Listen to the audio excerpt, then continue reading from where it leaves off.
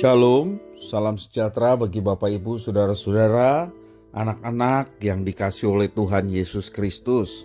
Berjumpa kembali bersama saya Pendeta Eka di dalam renungan firman Tuhan pada hari ini, hari Sabtu 7 Januari 2023. Sukacita dan damai sejahtera dari Tuhan Yesus kiranya menyertai hidup kita sekalian. Puji nama Tuhan.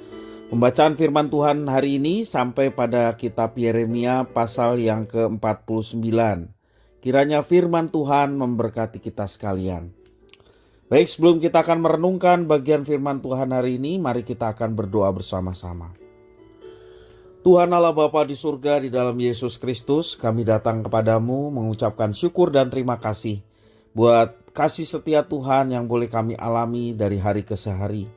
Juga atas pemeliharaan dan berkat-berkat yang senantiasa Engkau curahkan dalam hidup kami. Terima kasih ya Bapa atas semuanya. Dan sebentar kami akan bersama-sama belajar firman Tuhan. Kau yang mampukan untuk kami dapat memahaminya.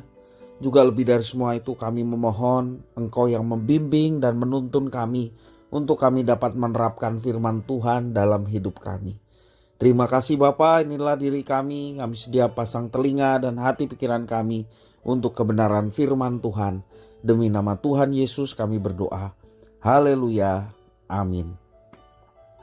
Saya akan membacakan dalam Yeremia pasal 49 ayat 23 sampai 39. Demikianlah firman Tuhan. Mengenai Damsyik, Hamat dan Arpad telah menjadi malu sebab mereka mendengar kabar buruk. Hati mereka gemetar karena kecemasan, tidak dapat menjadi tenang. Damsyik telah menjadi lemah semangat, berpaling dan untuk lari.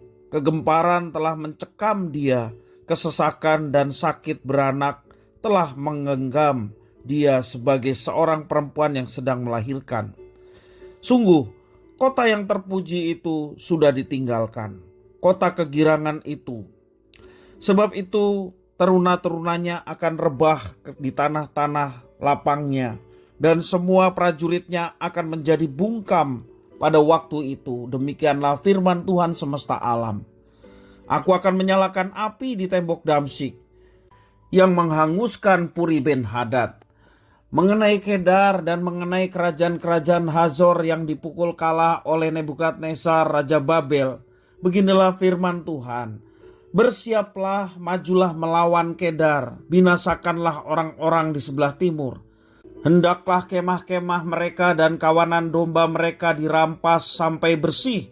Tenda-tenda mereka dan segala perabot mereka, hendaklah unta-unta mereka habis dibawa serta, dan hendaklah berteriak-teriak kepada mereka kegentaran dari segala jurusan.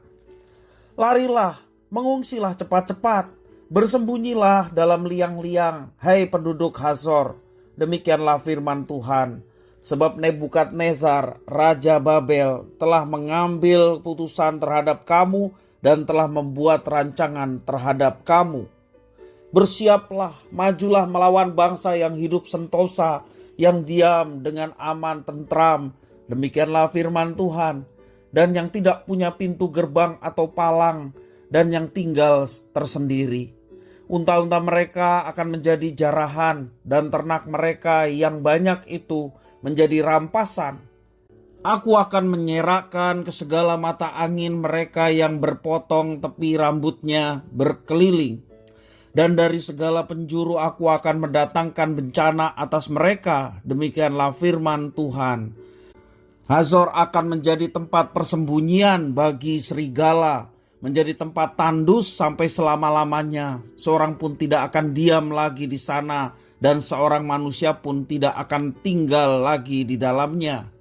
Firman Tuhan yang datang kepada Nabi Yeremia mengenai Elam pada permulaan pemerintahan Zedekia Raja Yehuda. Beginilah firman Tuhan semesta alam, sesungguhnya aku mematahkan busur Elam, yakni inti kekuatannya. Aku akan mendatangkan atas Elam keempat angin dari keempat penjuru langit, dan akan menyerahkan mereka ke segala mata angin ini, sehingga tidak ada bangsa yang tidak kedatangan orang-orang yang berserakan dari Elam. Aku akan membuat Elam terkejut di depan para musuhnya dan di depan orang-orang yang berusaha mencabut nyawanya. Aku akan mendatangkan atasnya malapetaka, yakni murkaku yang menyala-nyala. Demikianlah firman Tuhan. Aku akan menyuruh pedang mengejar mereka sampai mereka kuhabiskan. Aku akan menaruh tahtaku di Elam dan aku akan membinasakan dari sana raja dan pemuka-pemuka. Demikianlah firman Tuhan. Tetapi di kemudian hari aku akan memulihkan keadaan Elam. Demikianlah firman Tuhan. Bapak Ibu saudara-saudara yang dikasihi oleh Tuhan Yesus Kristus, dalam 3 perikop yang kita baca diperlihatkan nubuat Tuhan yang menghukum 3 bangsa. Allah menghukum Damsyik, yaitu ibu kota negara orang Aram. Kota yang terpuji dan penuh kegirangan akan hangus dilalap api dan kosong. Kemakmuran bangsa Aram itu akan punah dengan sekejap. Dosa-dosa mereka bisa kita lihat di dalam Amos pasal 1 ayat yang ketiga sampai yang kelima. Dalam kitab Amos menuliskan perbuatan orang Aram yang begitu kejam. Berikutnya hukuman Tuhan juga datang kepada orang Kedar dalam ayat yang ke-28. Bangsa itu hidup sentosa dan aman, tetapi selalu menyendiri. Semua harta mereka akan dirampas dan tempat tinggal mereka akan menjadi tandus. Orang Kedar tidak mau tahu dengan orang-orang di sekeliling mereka.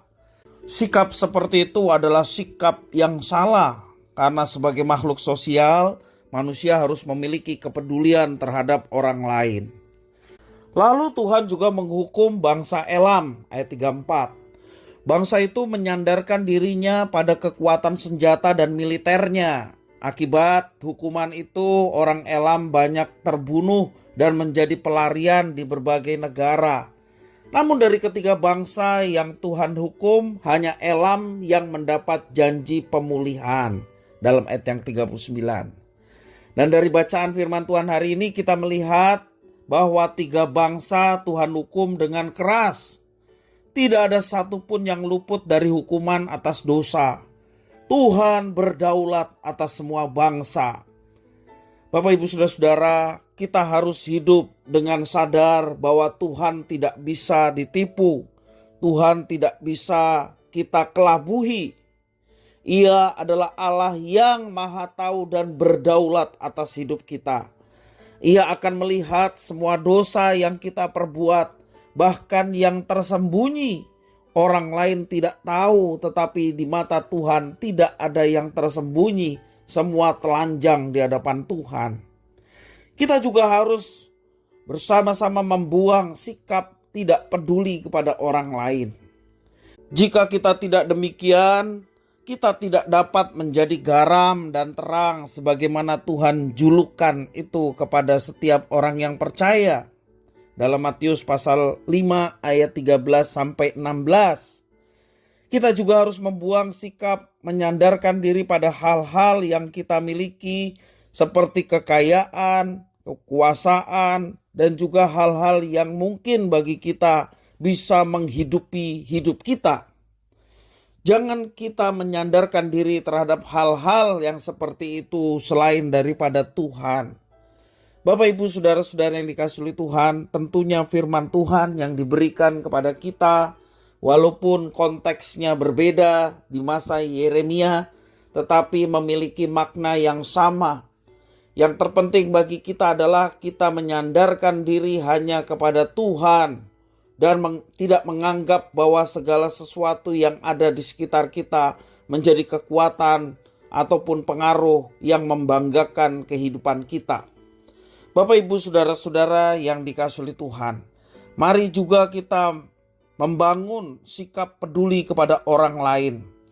Jangan seperti bangsa yang pada akhirnya mendapatkan hukuman dari Tuhan oleh karena tidak peduli terhadap orang-orang yang ada di sekitarnya, seperti bangsa Kedar.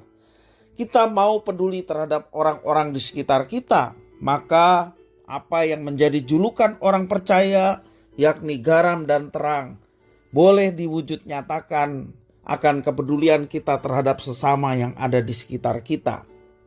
Bapak Ibu, saudara-saudara yang dikasihi oleh Tuhan, percayalah ketika apa yang telah Tuhan tetapkan itu kita laksanakan dalam hidup kita, maka kita akan betul-betul mengalami penyertaannya. Bahkan kita akan betul-betul mengalami mujizatnya.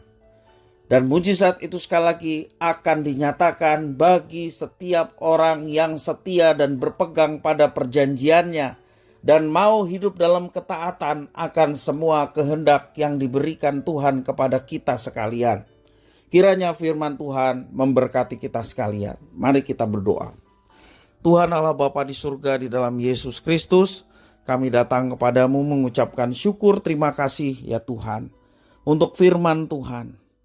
Biarlah firman Tuhan sungguh-sungguh memimpin hidup kami, menerangi jalan hidup kami, sehingga kami tidak tersesat, dan Engkau yang menolong kami terus berjuang dalam hidup kami, oleh karena pimpinan Roh Kudus untuk dapat menggenapi firman Tuhan. Kiranya nama Tuhan dipermuliakan dalam kehidupan kami setiap hari. Terima kasih Bapa, inilah doa syukur kami atas firman Tuhan. Demi nama Tuhan Yesus Kristus, kami sudah berdoa. Haleluya. Amin.